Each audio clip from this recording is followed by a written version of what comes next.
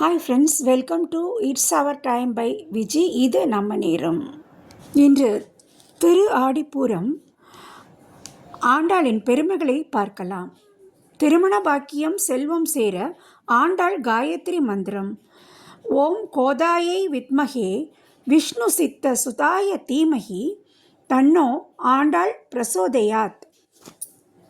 திரு ஆடிப்பூரத்து ஜெகதுதித்தாள் வாழியே, திருப்பாவை 30 செப்பினாள் வாழியே, பெரியாழ்வார் பெற்றெடுத்த பெண் பிள்ளை வாழியே, பெரும்பூதூர் மாமுனிக்கு பின்னால் வாழியே, 143 வாழியே, உயர் அரங்கற்கே கண்ணி உகந்தளித்தாள் வாழியே,